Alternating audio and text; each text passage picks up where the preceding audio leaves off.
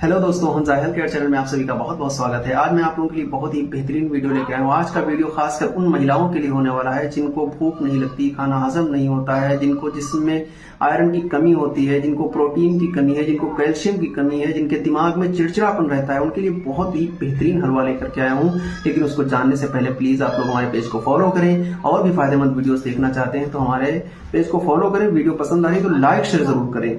मैं आप लोगों के लिए लेके आया हूँ हलवा फौलादी एफ, जो औरतों के लिए खासकर बनाया गया है शरीफी हर्बल रेमेडीज द्वारा। ये बहुत ही बेहतरीन हलवा है, कुदरती प्रोटीन से भरपूर है। आपकी कैल्शियम की कमी, आयरन की कमी और दिमाग में चिड़चिड़ापन आपकी सेहत को फिट रखता है, आपकी बॉडी को चुस्त और फिट रखेगी इंशाल्लाह। ये बहुत ही बेहतरीन हलवा है। अगर नहीं मिल रहा है आपको कहीं भी मेडिकल स्टोर से मंगा सकते, नहीं मिल रहा है तो आप हमारे दिए गए व्हाट्सएप नंबर पर संपर्क करके इसको घर बैठे मंगा सकते हैं। और भी किसी अन्य जानकारी के लिए दिए गए व्हाट्सएप नंबर पर संपर्क करें। मिलते हैं अगली वीडियो।